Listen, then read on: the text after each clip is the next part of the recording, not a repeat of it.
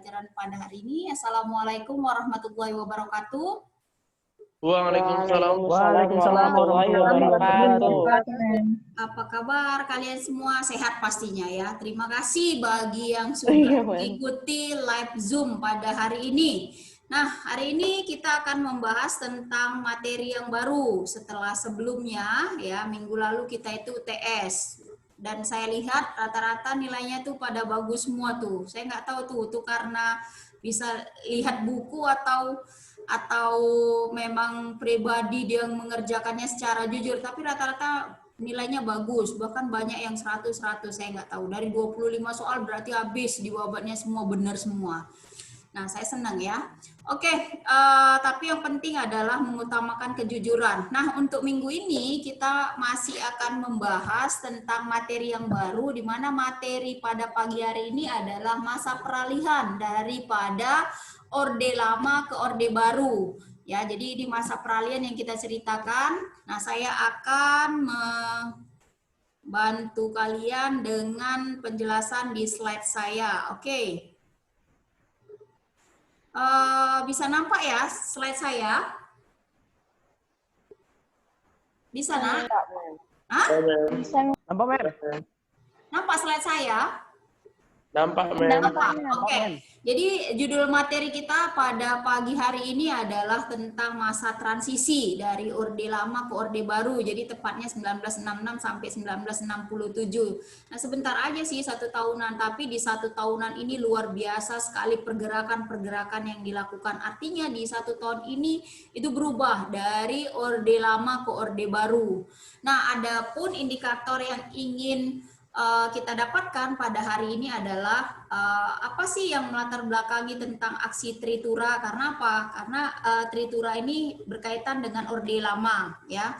Kemudian bagaimana terbitnya surat perintah 11 Maret ya kan, dan ini masih ada hubungannya juga dengan Orde Lama sampai dengan menganalisis adanya dualisme kepemimpinan nasional pada masa transisi. Dan kita udah tahu sendiri sih kalau yang di indikator ketiga ini kita udah tahu dualisme kepemimpinan antara Orde Lama dan Orde Baru, yaitu dari Soekarno ke Soeharto. Nah, itu kita sudah tahu. Jadi untuk lebih jelasnya nanti akan kita bahas di minggu depan di Orde Baru. Nah, jadi ada 2 yang akan kita bahas pada pagi hari ini, yaitu tentang aksi Tritura dan surat perintah 11 Maret. Yang mana dari materi kedua ini itu sebenarnya berkaitan dengan peristiwa yang hari ini. Ya, peristiwa hari ini peristiwa Hari Kesaktian Pancasila.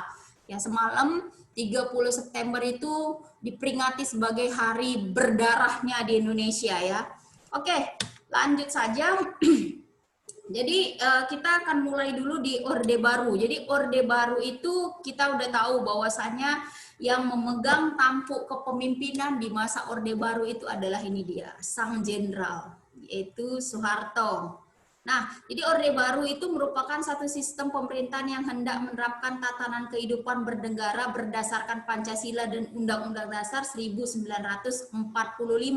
Ini tujuan dari Orde Baru. Karena apa? Karena dinilai di Orde Lama, walaupun menerapkan Pancasila, tetapi banyak tatanan-tatanan kehidupan yang tidak sesuai dengan Pancasila. Makanya di Orde Baru ini mau diperbaiki.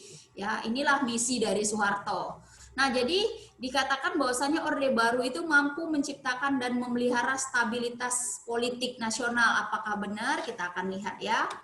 Nah, jadi ini adalah kita membahas tentang bagaimana masa transisi menuju Orde Baru. Mulai dari aksi-aksi Tritura atau 3 tuntutan rakyat, ya kan. Kemudian nanti ada lahirnya Super Semar, surat perintah 11 Maret, sampai ini dia yang saya katakan tadi, dualisme kepemimpinan nasional di 2 orde itu. Dan sangat-sangat nyata sekali dualisme kepemimpinan ini. Nah, ini masa transisi ya di 1966 sampai 1967. Jadi kalau kita bercerita tentang 1966, nah pasca kejadian G30 SPKI 1965 itu keadaan Indonesia semakin carut marut. Kenapa? timbul ya kan ketidakpercayaan masyarakat terhadap sistem pemerintahan yang dipimpin oleh Soekarno pada saat itu. Karena apa? Karena ya kudeta-kudeta yang dilakukan oleh PKI pada saat itu membuat tatanan kondisi sosial itu kacau. Nah, kacau dia karena memang beberapa jenderal yang dalam tanda kutip ingin mempertahankan Republik Indonesia dari ideologi dari ideologi Pancasila, kemudian dia tidak ingin mengganti ideologi kepada komunis. Nah, jenderal-jenderal inilah yang akhirnya menjadi korban ya. Jadi kacau sekali pada di transisi 1965 sampai di 1966 itu terjadilah sebuah tatanan-tatanan yang sangat besar sekali. Karena apa? Karena timbulnya aksi-aksi tuntutan-tuntutan ataupun demonstrasi yang dilakukan masyarakat Indonesia pada saat itu. Di antaranya adalah aksi Tritura. Nah, ini dia tadi alasannya. G30 PKI itu membuat rakyat resah, kemudian tidak percaya terhadap pemerintahan, kemudian inflasi mencapai 60%. Nah, ini sebenarnya hampir sama loh dengan kejadian yang sekarang ini. Sekarang ini kan kita Indonesia ketika di masa corona ini tingkat hampir resesinya kan cukup parah ya. Jadi di mana-mana orang mengalami kesusahan, pemerintah, kemudian perusahaan-perusahaan swasta. Nah, sebenarnya apa yang dialami pada saat itu lebih kacau daripada yang saat ini. Nah, jadi terjadi aksi-aksi penuntutan terhadap pembubaran PKI ini menjadi sebuah gerakan yang dilatar belakangi oleh para pemuda-pemuda dan mahasiswa yang meliputi dari KAPI, kami. Jadi banyak sekali ya perubahan-perubahan ini yang sebenarnya bisa dirubah dengan jalan ataupun dengan cara para pemuda-pemuda ini melakukan sebuah gerakan-gerakan. Jadi sebenarnya ujung tombak dari perubahan itu adalah para pemuda-pemudanya. Kalau para pemuda kita itu diem, adem, ayem, nggak melakukan banyak tuntutan-tuntutan atau nggak melihat bagaimana proses dari pemerintahan itu, ya maka hancurlah. Jadi kita lihat aja sekarang memang banyak para mahasiswa, para pemuda itu yang banyak berdiam diri dengan keadaan sekarang ini. Saya pun nggak tahu kenapa. Nah, itu kalian sebenarnya tugas dari kita semua sih sebenarnya. Nah, jadi di 1965 itu sebenarnya sudah ada dibentuk Front Pancasila. Ini bukan Pancasula ya, tapi Front Pancasila yang mana anggotanya itu adalah organisasi-organisasi seperti ini, KAPI, kami, dan KAPI dia. Oke, jadi isi dari aksi-aksi Tritura itu ataupun 3 tuntutan rakyat adalah mahasiswa, masyarakat, para pemuda itu ingin ya pada saat itu ingin supaya PKI ini dibubarkan. Kenapa PKI itu ingin dibubarkan pada saat itu? Nah, mengingat di tahun 1948 pun pernah juga terjadi sebuah pemberontakan, ya kan, PKI Madiun. Kemudian paling besar lagi nih 1965, PKI itu semakin menjadi-jadi. Kenapa? Karena tadi, nah, mereka itu mulai menduduki di beberapa departemen, di hampir semua departemen pemerintahan. Nah, mulai menyelusup mereka, masuk sehingga bagian dari pemerintahan itu ada perwakilan dari partai-partai ataupun anggota-anggota PKI. Makanya ketika sudah ada perwakilan-perwakilan dalam departemen di pemerintahan, nah kedudukan PKI itu sangat kuat, termasuklah keinginan PKI pada saat itu untuk mempersenjatai kaum buruh. Alasannya apa? Tadi udah saya tanyakan. Alasannya apa PKI itu ingin mempersenjatai kaum buruh? Alasannya yang pertama adalah supaya ya keadaan Indonesia kuat. Jadi bukan saja militer yang punya senjata, yang punya ahli di persenjataan, tapi juga kaum buruh itu punya kekuatan. Jadi kekuatan di Indonesia bukan saja dipegang oleh militer, tapi juga oleh kaum buruh. Itu tujuan PKI ya. Nah, tapi di sisi militer, di sisi TNI ini nggak benar. Ini ada sesuatu yang ganjil di dalam pemberian persenjataan kepada buruh-buruh itu gitu. Akhirnya ya kita bisa lihat sendiri kan terjadi memang sepahaman antara TNI dan PKI pada saat itu. Ya kalau saya sendiri sih emang kalau pikiran saya ya untuk apa ya? Untuk apa dipersenjatai kaum buruh, kan sudah ada militer kita kan sudah cukup kuat. Nah itu dia, itu tanda kutipnya. Nah jadi karena ketidaksesuaian dengan itu akhirnya terjadilah sebuah kudeta. Itu salah satu alasannya. Nah kemudian aksi dari Tritura ini, tuntutan yang lain adalah pembersihan kabinet dari unsur G30 SPKI, artinya masih tetap berkaitan dengan PKI. Dan yang ketiga adalah penurunan harga atau perbaikan ekonomi. Nah, seperti yang kalian ketahui, setelah Indonesia merdeka 1945, ya kita anggap aja 1945 itu Indonesia belum merdeka. Kenapa Indonesia belum merdeka pada 1945? Karena Belanda masih masuk lagi di Indonesia, masih terjadi lagi agresi militer Belanda pertama, kedua, ya kan. Nah, Indonesia benar-benar merdeka, kita katakan Indonesia benar-benar merdeka di tahun 1949. Ya, oke, kita hitung dari 1949 sampai 1966 banyak terjadi pemberontakan-pemberontakan, ya kan, perpecahan-perpecahan, sehingga menimbulkan memang keadaan ekonomi Indonesia itu memang nggak kuat gitu, rapuh. Jadi memang adanya harga-harga yang sangat tinggi, kemudian di masalah ekonomi yang cukup pelik sekali. Karena apa? Memang berkutat di masalah-masalah politik sekali, karena memang Indonesia baru merdeka pada saat itu. Nah, ditambah lagi dengan para pemimpin-pemimpin pada saat itu ya tidak memikirkan tanda kutip untuk perbaikan ekonomi, tetapi banyak memikirkan berkutat seputar masalah-masalah politik dan masalah-masalah kepentingan-kepentingan yang akhirnya membuat masyarakat ini tambah menderita. Nah, seperti itu dia. Jadi makanya dibuatlah aksi tuntutan ini karena memang ada kejadian-kejadian yang tadi saya sebutkan di atas selain masalah PKI tadi. Nah, kemudian aksi Tritura ini sebenarnya ditujukan untuk Presiden Soekarno pada saat itu. Namun bukan melaksanakan Tritura, disebutkan Presiden mengganti kabinet Dwi Kora menjadi 100 menteri. Nah, tanggal 24 Februari 1966 pada saat pelantikan kabinet 100 para pemuda memenuhi jalan. Kenapa? Nggak sesuai dengan tuntutan dari Tritura, malah diganti dengan kabinet Dwi Kora, Dwi Komando Rakyat. Nah, jadi aksi itu katanya dihadang oleh pasukan Cakrawirawa dan inilah yang membuat terjadinya awal kerusuhan dan satu mahasiswa yang gugur, mahasiswa yang bernama Arif Rahman yang berasal dari UI. Nah, sebenarnya kalau kita lihat dari aksi-aksi ini, nah ini hampir sama dengan kejadian 98 ketika ingin menumbangkan rezim Soeharto, ya kan?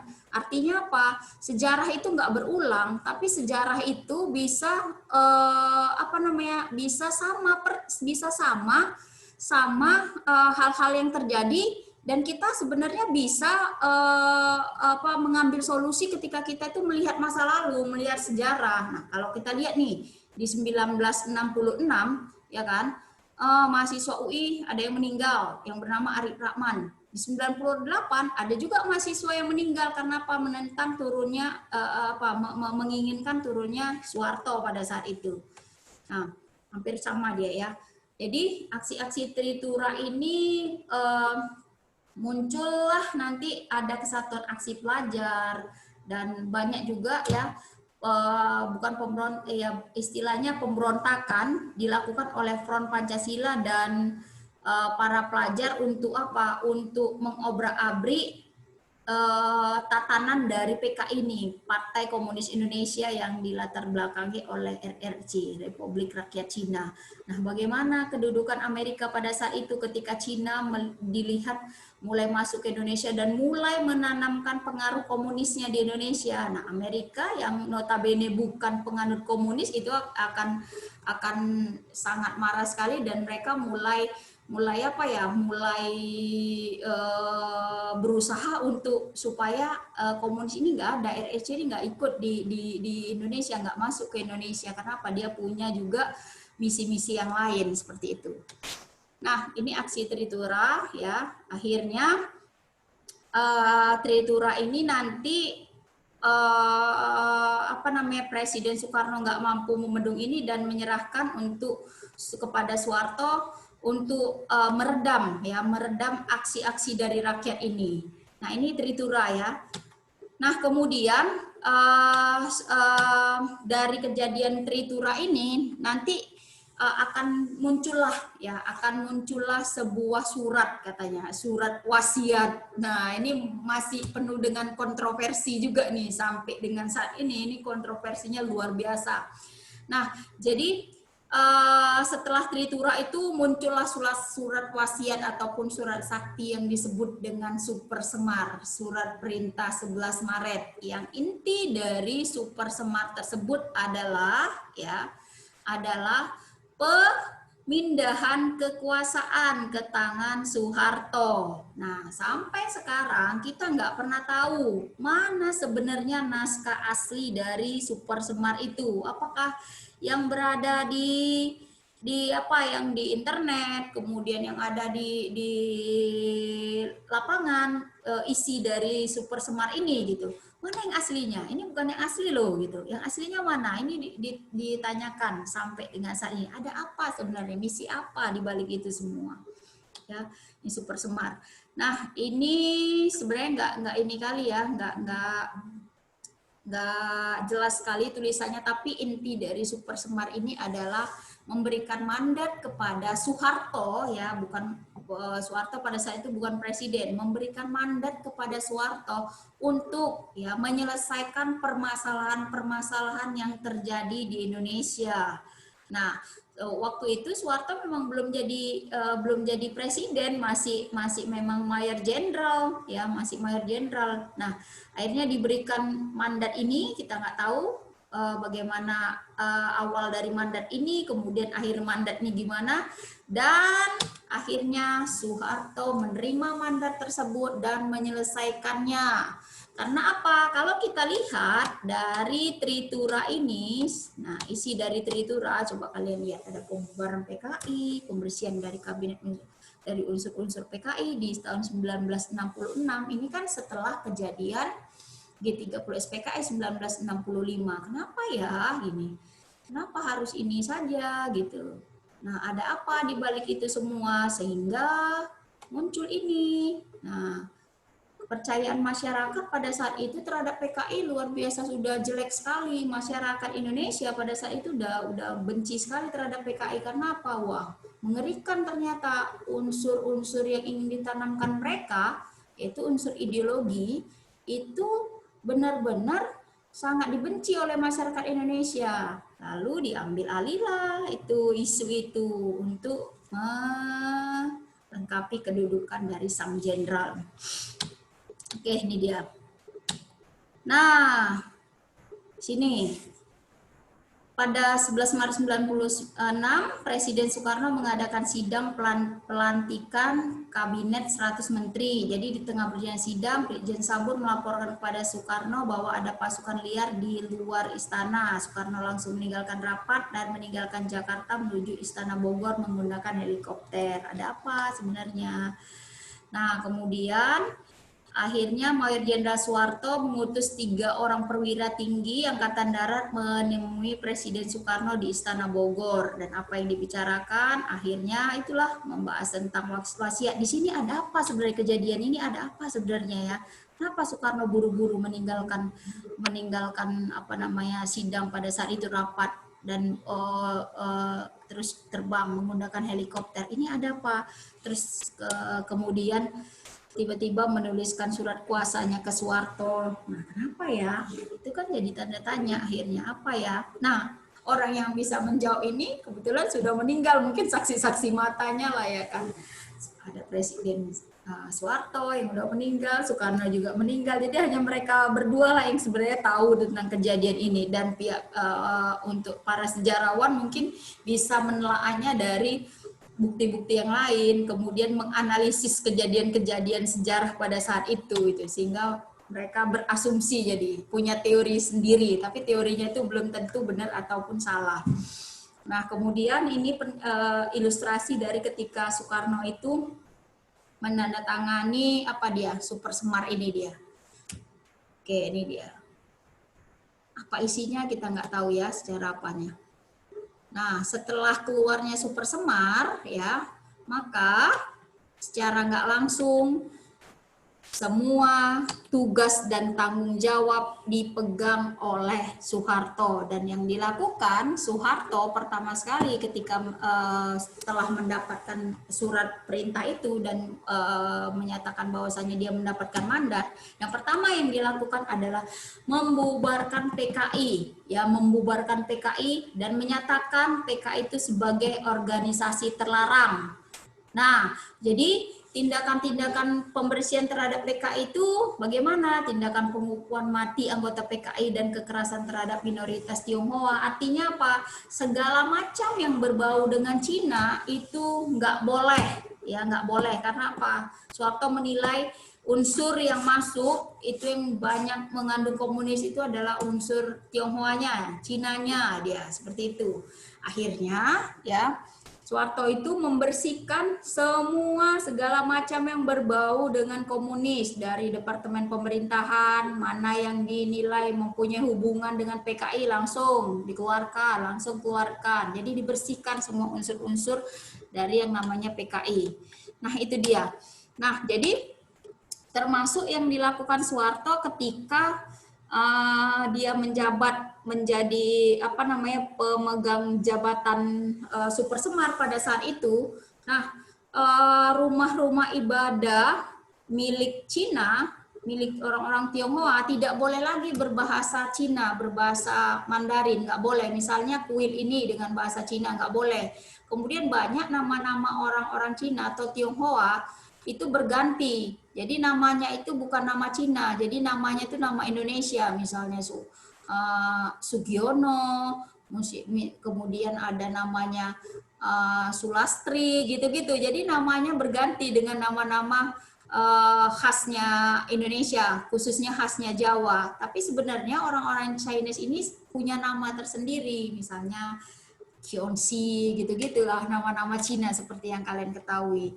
Nah, jadi semua yang berbau tentang Cina dan komunis hilang pada masa Orde Baru. Nah, setelah itu baru dilakukan pemilihan. Nah, pemilihan presiden. Nanti setelah dilakukan pemilihan presiden, seperti yang kalian ketahui bersama, bahwasanya apa? Ya, masyarakat pada saat itu sedang sangat senang sekali terhadap Soeharto, dengan kinerja Soeharto, dengan pembersihannya dengan PKI, dengan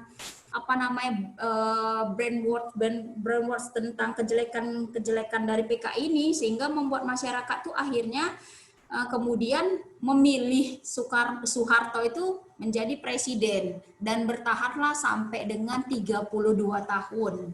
Nah, luar biasa ya yang dilakukan oleh Soeharto pada saat itu. Dia merupakan anak dari seorang petani miskin tapi mempunyai daya pikir yang luar biasa, kemudian daya politik yang luar biasa, tindakan-tindakannya itu luar biasa juga. Nah, sampai dia merupakan salah satu presiden yang ditakuti oleh dunia.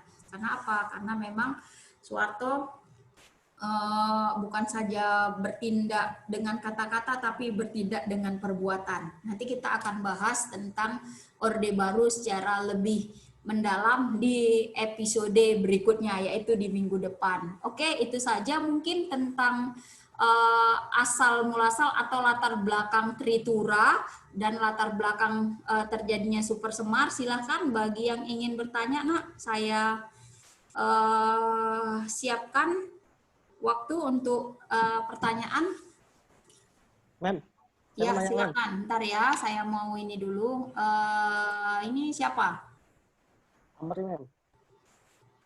Dari Amri. Oke, Amri. Silakan, Amri. Sebelum kejadian di 1965 itu kan, Mem.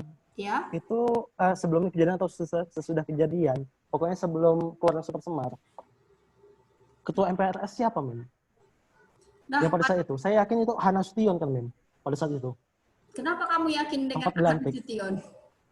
Enggak, kemarin saya sempat ada baca sih, tentang masalah di balik itu semua. Mm-mm. Dan juga alasan kenapa si Soekarno itu cepat-cepat menandatangani karena itu didesak sama satu orang anggota BIN pada masa saat itu sama 3 orang jenderal itu. Sebenarnya itu udah terencana semua itu, men. Jadi Itu ada semua. pendesakan ya. Dan pada saat yang jadi ketua pada saat yang jadi ketua MPRS-nya itu siapa, si Ahana Sution, Mm-mm. itu kan pada saat itu kan yang ngangkat MPRS itu kan presiden. Mm-mm. Presiden bisa nunjuk nih jadi MPRS nih, ketua MPRS nih. Nah, tujuan Soekarno itu ngangkat Ahana Sution supaya jadi MPRS supaya nggak terjadi kudeta yang bakalan ini. Karena Soekarno itu tahu bakalan terjadi.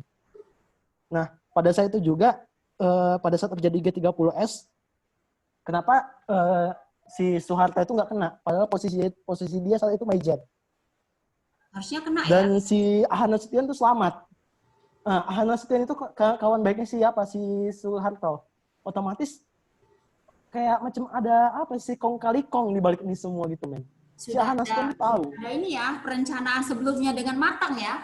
Udah ada iya dan setelah itu si Ahana Sution ini sempat juga setelah kejadian itu besok paginya itu jumpai siapa Majen Soeharto, dan dalam kondisi siapa si Ahana Sution itu udah jadi ketua MPRS. Nah makanya itu wajar kok misalnya setelah Super Semar itu dilakukan sidang istimewa dan Soeharto itu naik jadi presiden, ya karena ketua MPRS-nya si Ahana Sution. Oke. Jadi saya yakin tragedi intinya, di balik itu semua itu Soeharto loh, men. ya, jadi intinya Tragedi sudah di balik semuanya G30S sudah itu direncanakan ya, Bri. Menurut saya gitu, men. Ya, intinya semuanya sudah ada perencanaan yang sangat matang sekali, sudah ada istilahnya menurut kamu ya adanya kerjasama ya kan, kemudian kerjasama yang dalam tanda kutip terselubung, yang punya hubungan ataupun yang punya apa namanya kaitan-kaitan. Nah ini sudah direncanakan. Nah, oke, itu tadi pendapat dari Amri. Nah, kira-kira ada lagi yang mau ngasihkan pendapat. Oke, bagus Amri. Saya suka sekali dengan pemikiran kamu. Jadi saya inginnya semua siswa-siswa CTF itu mampu berpikiran seperti Amri. Artinya walaupun itu benar atau salah, yang penting kita bisa berpikir kritik dulu. Kritik. Nah, jadi kita berpikir ini kenapa bisa gini ya? Ini kenapa gini? Ini loh nggak bisa seperti ini. Nah, artinya pemikiran-pemikiran kritis itu sangat dibutuhkan oleh ketika kita mempelajari sejarah. Oke, yang lain ada yang ingin memberikan tanggapan dan respon mengenai materi ini, silahkan. Silahkan, Nak. Ada lagi? Ini banyak loh ahli-ahli sejarah di sini nih.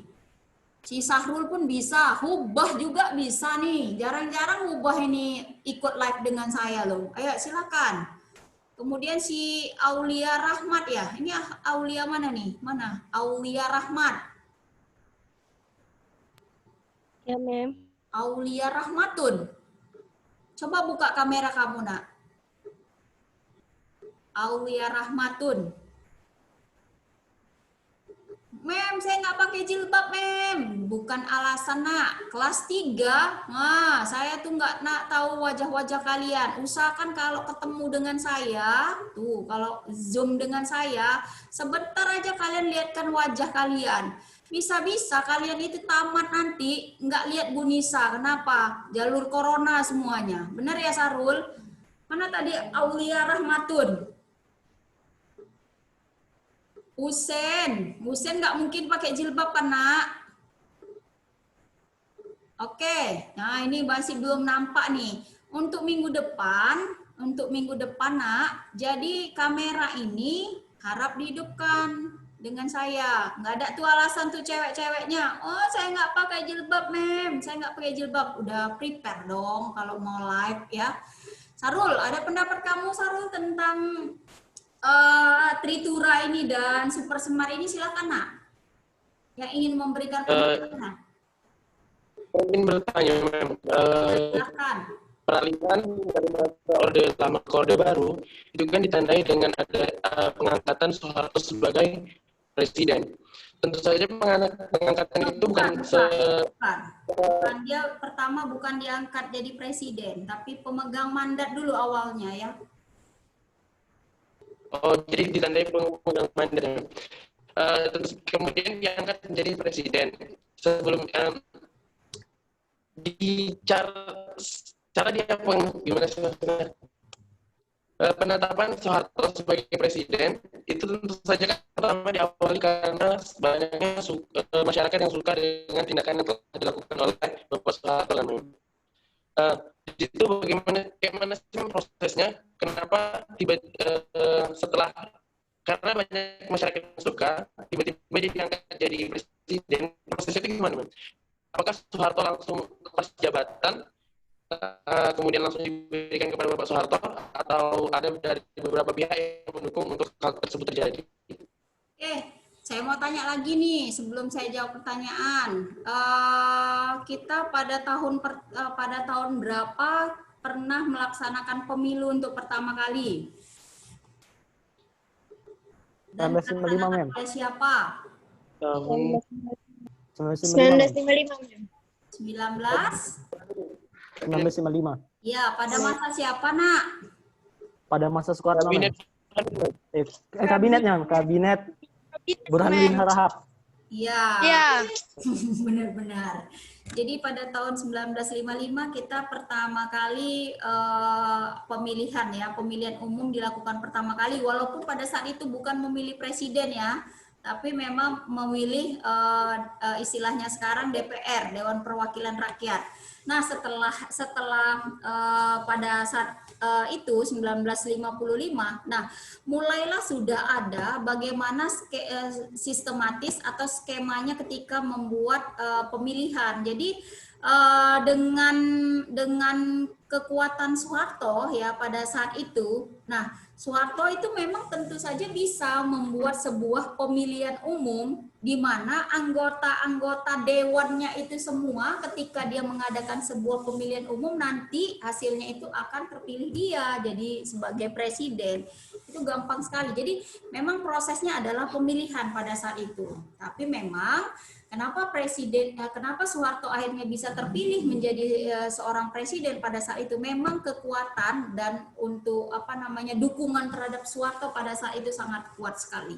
Karena memang ketidakpercayaan terhadap Soekarno sudah sebelumnya itu sudah kuat sekali, nggak percaya lagi dengan Soekarno. Dengan apa? Dengan kebijakan-kebijakan yang Soekarno ketika dia mengeluarkan kebijakan tentang presiden seumur hidup, kemudian dengan Nasakomnya, yang mulai tidak mempercayai Soekarno lagi ketika Soeharto bisa menyelesaikan ya permasalahan-permasalahan dalam tanda kutip permasalahan-permasalahan politik, dan itu membuat banyak dukungan terhadap Soeharto pada saat itu. Seperti itu, Sahrul. Oke ya, Nak. Jadi melalui pemilihan umum itu. Iya. Oke, Nak. Jadi mungkin karena waktu kita sudah habis. Nah, saya senang nih hari ini kalian sudah mampu untuk berpikiran kritis seperti ini. Bagus ya, Nak ya. Untuk kedepannya lebih ditingkatkan lagi untuk berpikiran seperti itu dalam pembelajaran sejarah. Terima kasih atas waktunya semua anak-anak Bu Nisa. Bu Nisa doakan semoga kalian sehat-sehat di sana, ya kan? Kemudian bisa kita nanti berkumpul lagi secara langsung dengan Bu Nisa dan guru-guru yang lain di sini. Sekian ya, Nak, pertemuan kita pada pagi hari ini. Terima kasih. Assalamualaikum warahmatullahi wabarakatuh. Waalaikumsalam warahmatullahi wabarakatuh. Waalaikumsalam warahmatullahi wabarakatuh. Thank you, Ma'am. Oke.